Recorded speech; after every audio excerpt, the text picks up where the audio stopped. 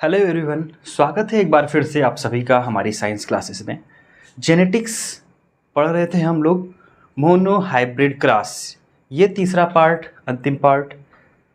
इसके बाद भी अगर आपको लगता है कि कुछ टॉपिक रह गए हैं या फिर भी आपको जेनेटिक्स नाम के टॉपिक से कोई डाउट लगेगा तो आप बेझिझक नीचे इंस्टाग्राम आईडी का हमारे लिंक दिया गया है, वहाँ पे पोस्ट कर सकते हैं जो भी आप सुझाव देना चाहें या जो भी आपके पास डाउट हैं वहाँ पे सॉल्व करवा दिए जाएंगे या उनके लिए एक सेपरेट वीडियो आपको अरेंज कर दिया जाएगा। हम लोग मोनो हाइब्रिड क्रॉस पढ़ रहे थे, आज हम लोग डाई हाइब्रिड क्रॉस के बारे में जानेंगे। नाम लिखते हैं dihybrid cross. Dihybrid, hybrid का मतलब तो समझ गए होंगे, जिसमें हम दो डिफरेंट टाइप ऑफ पेरेंट्स से मिला के एक नई ब्रीड बनाते हैं, दो ब्रीड को मिला के, दैट इज द हाइब्रिड। अब डाई हाइब्रिड का मतलब क्या होता है? डाई का मतलब होता है दो नंबर्स। जैसे हमने मोनो हाइब्रिड क्रॉस में पढ़ा था कि एक ही करेक्टर, जैसे अगर हम टाल करेक्टर की बात कर रहे थे तो सिर्फ टाल था, लेकिन यहां पे हम दो वैरायटी को लेके चलेंगे। डाई हाइब्रिड का मतलब दो वैरायटी, यानी कि दो करेक्टर्स होंगे और उनके अलग अलग traits, that means the total 4 traits की बात करेंगे और दो करेक्टर्स की। जैसे हम इसको एग्जाम्पल से स्टार्ट करते हैं। सबसे पहले एग्जाम्पल, ये एग्जाम्पल आपकी बुक में भी मेंशन किया गया है, क्लास 10th की एनसीईआरटी में भी मेंशन है, आईसीएसई बोर्ड्स के भी किताब में मेंशन किया गया है। ये क्लास आपके यूपी बोर्ड या अदर स्टेट बोर्ड्स में भी यही एग्जाम्पल मेंशन किया गया है और यही एग्जाम्पल आपको तैयार भी करना है। और ज़्यादा वेरिएशन के साथ एग्जाम्पल नहीं आते हैं, बट हाँ, इसके जो एमसीक्यूज बनते हैं या एक वन लाइनर क्वेश्चन आते हैं वो इनके फिनोटिपिक रेशियो पे आते हैं, वो अभी हम बताएंगे, याद रख लेना कैसे बनते हैं। लेकिन पहले बात करते हैं इनके जो करेक्टर हैं। करेक्टर कौन से? एक करेक्टर हम पढ़ेंगे राउंड एंड येलो। राउंड क्या हो गया? शेप हो गया सीड का, और ये क्या है? Colour of seed. तो शेप ऑफ सीड हो गया और कलर ऑफ सीड हो गया। शेप कैसा? राउंड और येलो। फिर अगर हम बात करें अगला कलर और शेप, इसको मेंशन किया गया wrinkled and green. Wrinkled green,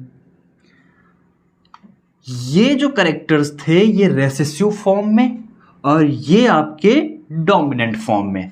अब राउंड के लिए अगर हम कैपिटल आर यूज करें डोमिनेंट फेज में, रिंकल्ड के लिए हम क्या यूज करेंगे? क्योंकि राउंड और रिंकल्ड क्या है? एक ही कैरेक्टर के डिफरेंट ट्रेट्स हैं, तो हम क्या लिखेंगे इसके लिए? स्मॉल आर और स्मॉल आर। अगर हम इसको कैपिटल आर लिख रहे हैं तो इसको हम स्मॉल आर लिखेंगे, कोई दूसरा अल्फाबेट नहीं लाएंगे, एक ही कैरेक्टर के डिफरेंट ट्रेट्स के लिए। फिर येलो के लिए अगर हम बात करें, डोमिनेंट है तो इसको हम कैपिटल वाई से लिख लेते हैं। देखो यहां पे भी येलो कलर था, डोमिनेंट था, कैपिटल वाई लिखा। इसका मतलब अगर जो दूसरे कलर की बात करेंगे तो कलर के लिए क्या, हम यहां पे ग्रीन है तो जी तो नहीं लिखेंगे। क्यों नहीं लिखेंगे? क्योंकि जो हमने डोमिनेंट में लिया है सेम कैरेक्टर के लिए ट्रेट, वही हम यहां पे लेंगे, लेकिन किस में? स्मॉल लेटर में। तो हम क्या ले लेंगे यहां पे? स्मॉल वाई और स्मॉल वाई, यानी कि capital R capital R, capital Y, small r small r, small y, ये मिलके क्या एक राउंड येलो और एक रिंकल्ड ग्रीन है। फर्स्ट जनरेशन में इनका हम क्या कराएंगे? क्रॉस। और जब हम इनका क्रॉस कराएंगे पहली जनरेशन में, तो नेक्स्ट जनरेशन में जो हमें ब्रीड ऑब्टेन होगी वो कैसी होगी? Hybrid breed. और हाइब्रिड ब्रीड का जो जेनेटिक कंपोजिशन होगा, यहां से राउंड और यहां से रिंकल्ड, यहां से येलो और यहां से ग्रीन। लेकिन चूंकि डोमिनेंट कौन है? राउंड और येलो, तो ये दिखेगा कैसा? राउंड येलो ही दिखेगा। ठीक इसी तरह से अगली ब्रीड भी यहीं पे फॉर्म होगी। जितने भी F1 प्रोजेनी में फॉर्म होंगे ये क्या होंगे? F1 generation. F1 जनरेशन में जब ये फॉर्म होंगे तो हमेशा कितने रेशियो में, 1:1 के रेशियो में ये फिनोटाइप और जीनोटाइप भी फॉर्म होंगे, सिमिलर रेशियो बनेगा, एक ही क्या हाइब्रिड ब्रीड बनेगी पहली जनरेशन में। लेकिन अब जो मेन यहाँ पे हम डाई हाइब्रिड क्रॉस पढ़ते हैं, मोनो हाइब्रिड भी जो हमने पढ़ा था, वो सब कुछ कहाँ F2 जनरेशन में मेनली पढ़ते हैं। F1 जनरेशन तो सिर्फ और सिर्फ हाइब्रिड ब्रीड बनाने के लिए यूज की जाती है, यहाँ पे वेरिएशंस नहीं देखने को मिलते हैं, यहाँ पे लॉ ऑफ डोमिनेंस यूज होता है। अगर हम लॉ ऑफ सेग्रीगेशन की बात करें तो वो कहाँ पे, F2 जनरेशन में। इंडिपेंडेंट असॉर्टमेंट भी हमें कहाँ पे देखने को मिलता है, डाई हाइब्रिड क्रॉस के F2 जनरेशन में। अब यहाँ पे अगर हम बात करें F2 जनरेशन में, तो F2 जनरेशन में क्या बनेगा, तो इसको हम डायरेक्ट इस तरह से क्रिस क्रॉस पैटर्न में जब सॉल्व करेंगे तो ये बहुत लेंदी जाएगा, इसलिए हम डायरेक्ट बात करते हैं किसकी, पनेट स्क्वायर की। लेकिन पनेट स्क्वायर में यहाँ पे जब हम बात करेंगे डाई हाइब्रिड क्रॉस की, तो यहाँ पे जो कॉलम बनेंगे ये टोटल नंबर्स होंगे कितने, 16, क्योंकि F1 मोनो हाइब्रिड के लिए क्या था, जब इनकी हाइब्रिड ब्रीड बनी थी तो वहाँ पे सिर्फ और सिर्फ जो जेनेटिक कंपोजिशन सेपरेट हो रहे थे वो सिर्फ 2 थे, जैसे टाल के लिए कैपिटल टी और ड्वार्फ के लिए स्मॉल टी। तो capital T small T, capital T small T, तो टोटल कितनी क्रॉसिंग करानी पड़ रही थी, सिर्फ 2। इसलिए क्या 2 ऊपर और 2 नीचे, 4 कॉलम बन रहे थे, 4 ही क्या F1 जनरेशन में ऑफस्प्रिंग फॉर्म हो रही थी। लेकिन यहाँ पे क्या है, 1 2 3 4, 4 ऊपर जाएंगे और 4 नीचे, तो 4 ऊपर और 4 नीचे मतलब 4 × 4 16 ऑफस्प्रिंग या ब्रीड बनेंगी, उनके बारे में हम बात करेंगे। यहाँ पे पहला कॉलम ये हो गया, दूसरा ये, और तीसरा चौथा ये। अब इसमें जो जीन का सेपरेशन होगा वो कैसे होगा, हम बात कर रहे हैं कैपिटल Y और capital R, that means round yellow. कितनी ब्रीड बन सकती हैं, एक राउंड येलो हो सकती है, एक रिंकल ग्रीन भी हो सकती है। कैसी, wrinkled green, small r small y। बाकी 2 क्या होंगी, राउंड येलो। क्या ये राउंड येलो है, तो राउंड ग्रीन भी तो बन सकता है। और अगर राउंड येलो और राउंड ग्रीन हो गया तो रिंकल्ड ग्रीन है तो रिंकल्ड येलो भी तो बनेगा। मतलब एक कैपिटल R कैपिटल Y, एक कैपिटल R स्मॉल y, एक small r capital Y, small r small y। यही तो 4 क्या है, जीन सेपरेट हो जाएंगे जो पेरेंट से बिल्कुल इंडिपेंडेंट होंगे।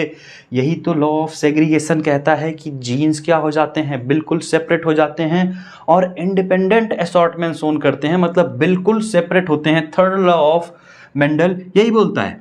तो यहाँ पे भी यही कंडीशन देखने को मिलेगी, कैपिटल R कैपिटल Y एक बार, फिर कैपिटल R स्मॉल y, और फिर स्मॉल r कैपिटल Y, और फिर स्मॉल r स्मॉल y। इस तरह से ये टोटल क्या 16 ब्रीड बनाएंगे नेक्स्ट जनरेशन में। अब यहाँ पे हम जेनेटिक कंपोजिशन फिल करते हैं, कैसे, कैपिटल R कैपिटल R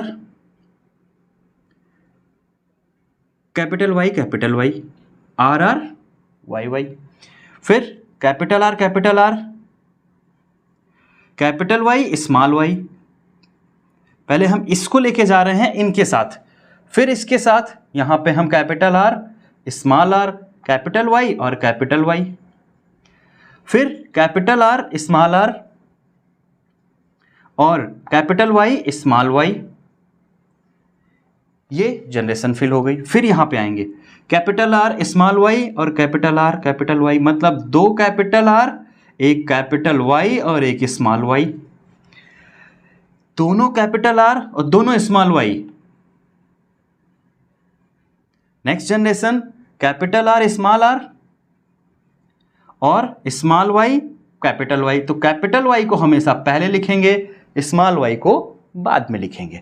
फिर कैपिटल R स्मॉल r, तो कैपिटल R ऊपर स्मॉल r, फिर दोनों क्या हैं, स्मॉल y हैं, तो यहाँ पे हम दोनों को मेंशन कर देंगे। नेक्स्ट स्मॉल आर है, यहाँ पे कैपिटल आर है, तो capital R small r, capital Y, फिर कैपिटल आर स्मॉल आर और कैपिटल वाई स्मॉल वाई, यहाँ पे क्या हो गया, स्मॉल वाई हो गया। स्मॉल वाई को हम इस तरह से रिप्रेजेंट कर रहे हैं, कैपिटल वाई को बिल्कुल फुल्ली। तो यहाँ पे कंफ्यूज मत होना, कैपिटल और स्मॉल सेपरेटली। स्मॉल आर की बात करेंगे तो स्मॉल आर के साथ स्मॉल आर और कैपिटल वाई, स्मॉल वाई के बजाय यहाँ पे क्या है, कैपिटल वाई, तो दोनों क्या हो जाएंगे, कैपिटल वाई। यहाँ पे स्मॉल वाई है तो कैपिटल वाई के साथ स्मॉल आर, कैपिटल वाई और स्मॉल वाई। फिर अब next generation, last one, capital R small r के साथ फिलअप होगा कैपिटल वाई स्मॉल वाई के साथ, फिर capital R small Y, capital R small R है तो स्मॉल आर और दोनों क्या हो जाएंगे, स्मॉल वाई, फिर आर दोनों क्या है, स्मॉल आर, बट एक कैपिटल वाई है और दूसरा स्मॉल वाई है। नेक्स्ट जनरेशन में क्या, स्मॉल वाई। देखो स्मॉल आर के साथ जो करेक्टर आया वो सिर्फ एक आया है, कौन सा, जो पेरेंटल करेक्टर था, कौन, रिंकल्ड ग्रीन, रेसिसिव फॉर्म था, 2 करेक्टर थे, 16 में से सिर्फ कितना बना, 1 बनता है। यहां पे अगर हम बात करेंगे, नंबर्स लिख लेते हैं, क्या बन रहा है, राउंड येलो, कौन सा, round yellow and round green, फिर wrinkled yellow and last one wrinkled green. अब रिंकल्ड ग्रीन के नंबर कितने बने, 1, जो फिजिकली अपीयर होगा। अब जेनेटिक कंपोजिशन इनका देखेंगे तो ये इनसे वेरी करेगा, इनसे सबसे। तो यहाँ पे जो जेनेटिक कंपोजिशन है यहाँ पे मेंशन कर देते हैं, जीनोटाइप जो है ये काफ़ी टिपिकल हो जाता है और ये हमारे सिलेबस में मेंशन नहीं किया गया है।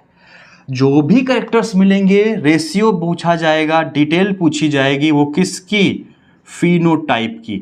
जैसे हम मोनोहाइब्रिड में पढ़ रहे थे कि जो फिनोटाइप रेशियो है वो 3:1 है और जीनोटाइप रेशियो 1:2:1 है, लेकिन यहाँ पे हम जीनोटाइप के रेशियो की बात नहीं करेंगे क्योंकि पूरे 16 हैं, इसमें से सिर्फ और सिर्फ कुछ एक पैटर्न जो है कॉपी मिलेगा, लेकिन ज़्यादातर यहाँ पे वेरिएशंस देखने को मिलते हैं। तो इनका बहुत ही टिपिकल रेशियो हो जाता है, ऑलमोस्ट 14 डिजिट में आता है। यहाँ पे जब बात करेंगे जीनोटाइप की बजाय फिनोटाइप की, तो फिनोटाइप टोटल 4 टाइप के दिखेंगे हमें और चारों के हम रेशियो काउंट कर लेते हैं। देखो सबसे पहले बात करें राउंड येलो की, तो राउंड येलो की कंडीशन क्या होगी, एक कैपिटल आर और एक कैपिटल वाई। अगर दोनों कैपिटल आर कैपिटल वाई हैं तब तो अलग बात है, वो तो फिर डोमिनेंट है और प्योर ब्रीड है तो वो तो राउंड येलो होगा ही होगा। लेकिन अगर एक भी कैपिटल वाई और एक भी कैपिटल आर है तो वो डोमिनेंसी शोन करेगा और क्या बनाएगा, राउंड येलो। तो आओ गिन लेते हैं यहाँ पे राउंड और येलो कौन कौन से हैं। देखो सबसे पहले बात करेंगे राउंड, कैपिटल आर और कैपिटल वाई 1 हो गया, फिर कैपिटल आर कैपिटल वाई 2 हो गए, कैपिटल आर कैपिटल वाई यहाँ पे भी है 3 हो गए, कैपिटल आर और कैपिटल आर वाई यहाँ पे भी है 4। ये चारों क्या हैं, राउंड येलो। यहाँ पे बढ़ते हैं 1 2, ये भी क्या है, राउंड येलो होंगे। क्यों होंगे, क्योंकि वाई जो है ये क्या है, रेसिसिव है, ग्रीन कलर, ये रिप्रेजेंट खुद को नहीं कर पाएगा। वही कंडीशन यहाँ पे होनी चाहिए थी, लेकिन देखो यहाँ पे क्या है, डिफर हो गया। क्यों डिफर हो गया, क्योंकि दोनों क्या हैं, स्मॉल वाई हैं। स्मॉल वाई दोनों होंगे, इसका मतलब ये कौन सा कलर रिप्रेजेंट कर रहे होंगे, ग्रीन, तो ये राउंड येलो में गिना नहीं जाएगा, 5 तक ही यहीं पे रुकेंगे।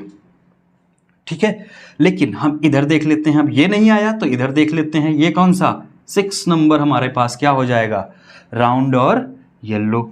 फिर यहाँ पे अगर हम बात करें अगले कंडीशन की, तो ये कैपिटल आर और ये भी कैपिटल वाई, ये नंबर हमारे पास क्या हो जाएगा, 7। यहां पे देखेंगे तो कैपिटल आर और कैपिटल वाई ये भी क्या हो जाएगा, 8। इसमें देखेंगे तो नहीं मिलेगा, ये भी सेपरेट हो गया। इस पे देखेंगे तो भी नहीं मिलेगा क्योंकि दोनों स्मॉल आर हो गए। यहां पे भी नहीं मिलेगा, यहां पे भी नहीं मिलेगा, दोनों स्मॉल वाई हैं। यहां पे भी दोनों स्मॉल आर है, नहीं मिलेगा। मतलब ये जो बचा हुआ हिस्सा है ये भी बनाएगा क्या, राउंड येलो। तो टोटल हमने सबको मार्क किया है, सब में क्या टोटल कितने नंबर मिले हमें राउंड येलो के, 9। तो हम यहां पे नंबर लिख लेते हैं, कितने, 9 और 1, ये तो गिनती में चले गए। अब बचे हैं कितने, 6। अब 6 में से देखते हैं राउंड और ग्रीन क्या होंगे। ग्रीन के लिए क्या जरूरी है, डबल वाई होना, और कौन सा, स्मॉल वाला, स्मॉल डबल वाई होना जरूरी है। और साथ में राउंड के लिए क्या है, दोनों कैपिटल आर होने चाहिए या एक, एक ही काफी है। तो एक कैपिटल आर और 2 स्मॉल वाई। आइए देखते हैं, ये दोनों कैपिटल आर है, ये तो राउंड हो ही गया आसानी से। क्या ये दोनों डबल वाई के साथ हैं, क्या हो जाएंगे, राउंड और ग्रीन। यहां पे बात करते हैं तो ये भी क्या है, राउंड ग्रीन हो जाएगा क्योंकि ये कैपिटल आर और 2 स्मॉल वाई। फिर 2 स्मॉल वाई और कहीं दिखे थे, ये तीनों क्या हो जाएंगे, राउंड और ग्रीन। कितने बने, 3। अब रिंकल्ड और येलो, येलो के लिए क्या है, एक कैपिटल वाई मैंडेटरी है, दोनों है तो बहुत अच्छा है, रहेगा येलो ही। लेकिन रिंकल्ड के लिए क्या है, दोनों स्मॉल आर होने चाहिए। तो देखते हैं जो अभी बचे हैं गिनती से, इसमें ये है स्मॉल आर, ये है स्मॉल आर और ये है स्मॉल आर, टोटल 3 बचे। अब इसमें एक कैपिटल वाई यहाँ पे है, एक यहाँ पे तो दोनों कैपिटल वाई हो गए। यहाँ पे एक कैपिटल वाई है और यहाँ पे भी एक कैपिटल वाई है। तो कैपिटल वाई होने की वजह से ये क्या हो जाएंगे, येलो, और दोनों स्मॉल आर होने की वजह से रिंकल्ड। तो रिंकल्ड येलो कितना हो जाएगा, 3। तो इनका जो फिनोटिपिक रेशियो हो जाएगा वो कितना, 9:3:3:1। याद रखना, ये डोमिनेंट करेक्टर राउंड येलो के लिए, ये राउंड ग्रीन के लिए एक डोमिनेंट एक रेसेसिव, ये पहला रेसेसिव दूसरा डोमिनेंट कौन सा हो जाएगा, ये रिंकल्ड येलो, और ये रिंकल्ड ग्रीन, यानी कि टोटल रेसेसिव करेक्टर के लिए रिस्पॉन्सिबल होगा। हमसे करेक्टर के नाम बहुत कम पूछे जाएंगे, हमसे डायरेक्ट पूछा जाता है what will be the phenotypic ratio in dihybrid cross. हम डायरेक्ट मेंशन करेंगे 9:3:3:1, पूरे नंबर मिलेंगे। एक नंबर या वन लाइनर में जब भी ये पूछा जाएगा, एमसीक्यू पैटर्न पे ये पूछा जा सकता है, तो इसको तैयार करके रखिएगा। ये डाई हाइब्रिड क्रॉस आपके बुक में मेंशन किया गया है और डिटेल्ड है स्टडी, इसको अच्छे से देख लीजिएगा और रिपीट कर करके बार बार दोहरा के इसको समझ लीजिएगा, क्योंकि इसके पूरे पूरे चांसेस हैं इस बार आपको बोर्ड में मिल सकता है। डाई हाइब्रिड क्रॉस के बाद थोड़ा सा बात करते हैं, कुछ छोटे छोटे टॉपिक्स हैं लाइक म्यूटेशन। यहाँ पे एक टर्म मेंशन किया गया है आपकी बुक में, म्यूटेशन। म्यूटेशन का मतलब क्या हो जाता है, एक अचानक से सडन चेंज हो जाए। जैसे एक कोई मशीन आप बना रहे हैं या एक बिल्डिंग बना रहे हैं, ईंट, अचानक से जिस दिन आपने बिल्डिंग बनाना स्टार्ट किया या बनी, उसी दिन अचानक से कोई गाय या कोई जानवर आया और उस दीवार पे हल्का सा धक्का लगा दिया और दीवार क्या हो गई, टेढ़ी हो गई। वो चीज़ आपने ध्यान नहीं दी, लेकिन जब बिल्डिंग आपकी बन के तैयार हो गई तब आपको लगा अरे ये हिस्सा तो क्या रह गया, टेढ़ा रह गया। म्यूटेशन भी वही कंडीशन है। जैसे हम बात करते हैं म्यूटेशन से पहले थोड़ा सा जीन क्या है, एक हेरिडिटी यूनिट है, डीएनए में पाई जाती है, और डीएनए कहाँ, न्यूक्लियस में, और न्यूक्लियस कहाँ पे, सेल के अंदर, और सेल से ही हमारी बॉडी बनी है। अब जो डीएनए का थ्रेड होता है, यानी कि डबल हेलिकल स्ट्रक्चर होती है, उसमें से सडनली अचानक से कोई डीएनए का फ्रेगमेंट टूट जाए या कोई एक पॉइंट ऑफ जीन, एक पर्टिकुलर जीन वहां से मिसिंग हो जाए, तो उस कंडीशन को बोलते हैं म्यूटेशन। जैसे हम बात करें हमारे कैरेक्टर्स में, हमारे आंख, नाक, मुंह, कान, जो भी बाल हैं, सब कुछ किससे आते हैं, पेरेंट्स से हमारे पास ट्रांसफ़र होते हैं। ट्रांसफ़र हो रहे होते हैं तो उस ड्यूरेशन में कभी कभी सडनली चेंज देखने को मिलता है, जिसकी वजह से एक कैरेक्टर गायब हो जाता है या कैरेक्टर डुप्लीकेट हो जाता है, बढ़ जाता है। जैसे सुनते होंगे आप, कोई बच्चा जन्म लिया किसी शहर में, अखबार में खबरें आती हैं, एक बच्चा जन्म लिया, उसके 2 सर हैं, बॉडी एक ही है, या 4 हाथ हो गए उसके, 6 उंगलियां हो गई। तो ये जो करेक्टर्स होते हैं ये क्या होते हैं? बिकॉज ऑफ म्यूटेशन होते हैं। Mutation is a sudden change in the genetic composition during the transmission of heredity. Heredity के ट्रांसमिशन के समय ये चेंजेस देखने को मिलते हैं, इनको म्यूटेशन बोलते हैं। ये कब हो सकते हैं? जब हम बात करते हैं सेल जब डेवलप्ड हो रही होती है माँ के वूम्ब में, यानी कि कोख में जब कोई बच्चा बड़ा हो रहा होता है, स्टार्टिंग ड्यूरेशन जब 2 से 2.5 महीने का होता है, उस समय डॉक्टर सजेस्ट करते हैं कि आप एक्सरे या अल्ट्रासाउंड से अभी पजेस मत होइएगा, क्योंकि वो क्या करती हैं, उस समय जो डिवीज़न हो रहे होंगे सेल के, उनके जो डीएनए फ्रेगमेंट्स होते हैं, जब एक्सरेज जाती हैं वहाँ पे तो उनको डैमेज कर सकती हैं और उनकी वजह से म्यूटेशन लार्ज स्केल पे देखने को मिल सकता है। इवन यूवी रेडिएशन भी हमारे लिए म्यूटेशन काज कर सकती हैं, वो भी हमारे लिए क्या होती हैं? हार्मफुल होती हैं। म्यूटेशन को खोजा था एक साइंटिस्ट ने, Hugo de Vries. Hugo de Vries ये उन 3 साइंटिस्टों में शामिल थे जिन्होंने मेंडल्स के सारे नियम प्रपोज किए थे, मेंडल्स के नाम को कंपोजिट किया था और मेंडल्स लॉ ऑफ इनहेरिटेंस बताया था। ह्यूगो डी व्रीज ने बताया कि मेंडल के जो नियम हैं उनके अलावा भी कभी कभी जो अचानक चेंज हो जाते हैं, इसके लिए एक टर्म दिया म्यूटेशन। म्यूटेशन फर्दर हम 2 टाइप्स के पढ़ते हैं, एक पॉइंट म्यूटेशन होता है और एक होता है frame shift. Frame shift mutation की अगर हम बात करें तो ये डीएनए का एक बड़ा टुकड़ा, लेट एज्यूम करें इस तरह का डीएनए का फ्रेगमेंट है, यहाँ से लेके यहाँ तक का पूरा एक टुकड़ा क्या हो जाता है? शिफ्ट हो जाता है, गायब हो जाता है। बट ये बात करें पॉइंट म्यूटेशन की तो एक पर्टिकुलर जीन की बात करते हैं कि एक जीन का टुकड़ा यहाँ से क्या हो गया? गायब हो गया। तो एक जीन जाएगा तो क्या मैक्सिमम एक कैरेक्टर के आसपास जो है वो डैमेज होंगे, लेकिन जब पूरा का पूरा डिलीशन हो जाएगा, क्या फ्रेम शिफ्ट म्यूटेशन होगा, मतलब कई सारे कैरेक्टर एक साथ गायब हो जाएंगे। या यही एग्जाम्पल जैसे बताया कि एक ही पर्सन, 2 पर्सन पैदा हुए, दोनों के हाथ भी सेम है, पैर भी सेम है, लेकिन गला क्या है? एक मिला हुआ। इस तरह की खबरें पढ़ी होंगी आप लोगों ने, न्यूज़ में आती रहती हैं। ये इस तरह के अनवांटेड पैटर्न के जो फैक्टर्स हैं ये देखने को मिल जाते हैं, इन्हीं को हम बोलते हैं क्या? म्यूटेशन। डेफिनीशन आप लिख सकते हैं, अभी बताया था कि any sudden change in the DNA sequence during the transfer of genes process किसमें? In the heredity. अगर यहाँ पे हम बात करें म्यूटेशन के अलावा एक और टर्म पढ़ते हैं, क्लोनिंग। क्लोनिंग की बात करें हम तो क्लोनिंग क्या है? क्लोन शब्द सुना होगा आप लोगों ने। क्लोन का मतलब क्या होता है? To the copy. जैसे हम देखते हैं हमारा जो बच्चा होगा नेक्स्ट जनरेशन में, वो जरूरी नहीं है कि बिल्कुल हमारे जैसा ही हो। मदर्स के भी कुछ जीन आते हैं, कुछ ग्रांड पेरेंट से भी आते हैं, कुछ जो पेरेंटल या मैटरनल ग्रैंड पेरेंट होते हैं वहाँ से भी आते हैं। तो करेक्टर्स कहाँ से? अलग अलग जगहों से आके कंबाइन करते हैं। तो नॉट मैंडेटरी कि वो हमारे जैसा ही हो। ये तो हम जेनेटिक्स में पढ़ते आ रहे हैं, हेरिडिटी का ट्रांसफ़र हो गया। लेकिन क्लोनिंग का मतलब क्या होता है कि जो हमारा जेनेटिक सीक्वेंस है, जैसे फोटोकॉपी नहीं होती है, बिल्कुल टू वर्ड कॉपी कर देना, हम कहते हैं इसको क्लोनिंग। यहाँ पे जो जेनेटिक कंपोजिशन होता है किसी बॉडी का, किसी एनिमल का, उसके same type of copy generate करना लेबोरेटरी में, इसको बोलते हैं क्लोनिंग। यहाँ पे हम बात करते हैं सेम जेनेटिक कंपोजिशन की। इसको बनाने के लिए क्या अब फर्टिलाइजेशन की ज़रूरत होगी?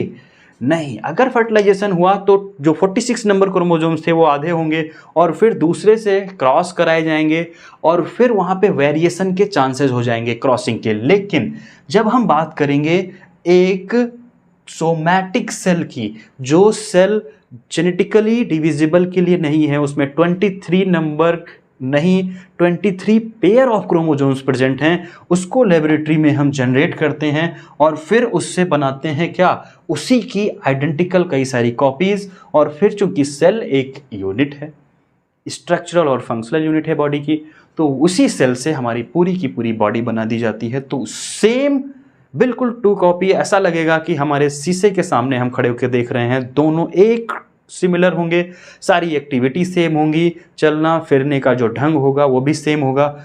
ये बोली जाती है क्लोनिंग। इसमें अगर हम बात करें तो एक डॉली नाम की सीप सबसे पहले क्लोनिंग करके बनाई गई थी। उसके बाद इसको इंटरनेशनल यूनियन के थ्रू बैन कर दिया गया, क्योंकि क्लोनिंग हार्मफुल है। क्योंकि अगर कोई पर्सन फेमस है, उसी की कॉपी बना दी गई लेबोरेटरी में उसके जो सेल ऑब्टेन करके, और फिर पता लगेगा कि वो जो पर्सन है वो ऑलरेडी प्राइम मिनिस्टर है किसी कंट्री का, वहाँ पे राज कर रहा है, और उसको एक स्वीपर बना के सेम उसकी कॉपी घुमा रहे हैं गलियों में। तो इससे बचने के लिए क्लोनिंग को अभी करके रखा गया है बैन। क्लोनिंग के बाद यहाँ पे एक छोटा सा टॉपिक है जिसमें हमने सेक्स डिटर्मिनेशन पढ़ा था, और वहाँ पे कुछ डिजीज़ के नाम लिखे थे। Sex linked recessive disease. Recessive क्यों? क्योंकि ये रेसेसिव फॉर्म में पाई जाती हैं। ये जो डिजीज़ हैं आपकी बुक में मेंशन की गई हैं, वहीं पे इसमें सबसे पहले अगर हम बात करें हीमोफीलिया एंड कलर